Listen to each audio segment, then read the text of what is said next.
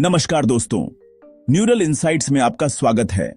मैं हूं आपका होस्ट और आज मंगलवार 29 जुलाई की शाम एआई की दुनिया से एक ऐसी खबर आ रही है जो भविष्य के ताने बाने को बदल सकती है। आज हम एक ऐसी सीक्रेट डील पर बात करेंगे जो एजीआई यानी आर्टिफिशियल जनरल इंटेलिजेंस के भविष्य को नियंत्रित कर सकती है। साथ ही जानेंगे कि कैसे देश और कंपनियां इस दौड़ में एक दूसरे को पछाड़ने में लगी हैं। तो चलिए शुरू करते हैं। आज की सबसे बड़ी और विस्फोटक खबर माइक्रोसॉफ्ट और ओपन एआई के गलियारों से आ रही है। रिपोर्ट्स के अनुसार माइक्रोसॉफ्ट और ओपन एआई के बीच एक बहुत ही एडवांस लेवल की बातचीत चल रही है। यह बातचीत इस बारे में है कि अगर ओपन एआई कभी एजीआई यानी इंसानों से भी ज्यादा बुद्धिमान एआई बना लेता है तो भी माइक्रोसॉफ्ट को उसकी सबसे नई टेक्नोलॉजी तक पूरी पहुंच मिलती रहे। आप सोच रहे होंगे कि इसमें क्या बड़ी बात है। बड़ी बात यह है कि उनके मौजूदा कॉन्ट्रैक्ट्स के मुताबिक एजीआई बनते ही माइक्रोसॉफ्ट के अधिकार सीमित हो सकते हैं। माइक्रोसॉफ्ट इस भविष्य के खतरे को टालना चाहता है और एजीआई पर अपनी पकड़ सुनिश्चित करना चाहता है।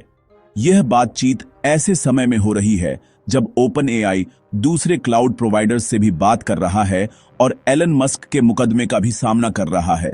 यह एआई की दुनिया का एक हाई स्टेक्स चेस गेम है।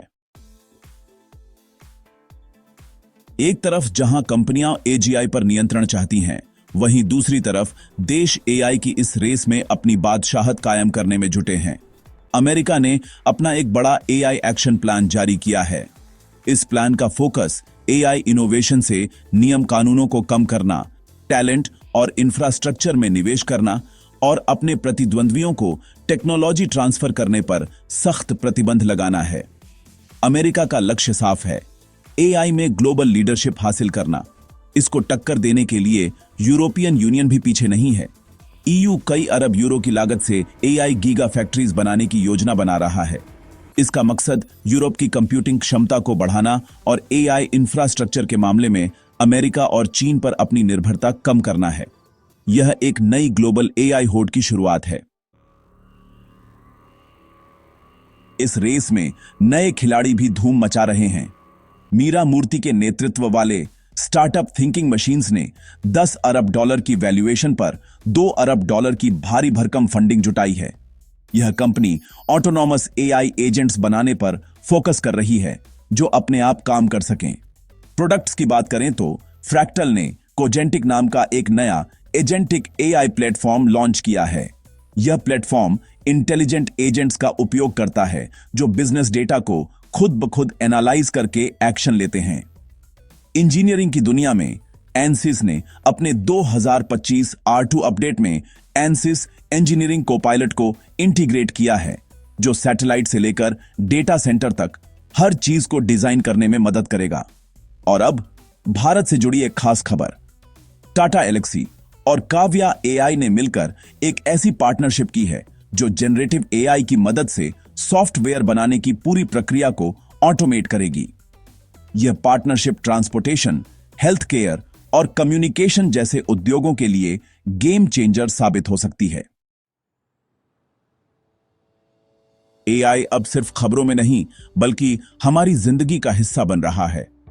हेल्थ केयर में एआई अब कैंसर का पता लगाने और क्लिनिकल ट्रायल्स को मैनेज करने में इंसानों से बेहतर काम कर रहा है। डाना फार्बर कैंसर इंस्टीट्यूट में एआई अब डॉक्टरों को मरीज की स्थिति बिगड़ने पर अलर्ट भेज रहा है।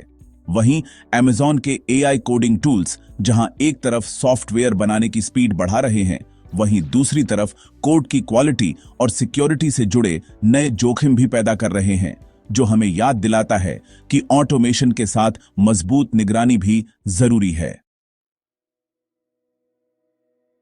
तो दोस्तों, आज की खबरों से यह साफ है कि एआई का भविष्य कुछ बड़ी डील्स, सरकारी नीतियों और जबरदस्त इनोवेशन पर टिका है। माइक्रोसॉफ्ट और ओपन एआई के बीच चल रही बातचीत यह तय करेगी कि एजीआई किसके नियंत्रण में होगा, जबकि अमेरिका और यूरोप की नीतियां यह तय करेंगी कि कौन सा देश इस रेस में आगे निकलेगा। इस पर आपकी क्या राय है? क्या एजीआई जैसी शक्तिशाली तकनीक पर किसी एक कंपनी का नियंत्रण होना चाहिए? हमें नीचे कमेंट्स में जरूर बताएं। वीडियो पसंद आया तो लाइक, शेयर करें और न्यूरल इंसाइट्स को सब्सक्राइब करना ना भूलें। मिलते हैं अगले अपडेट के साथ। धन्यवाद।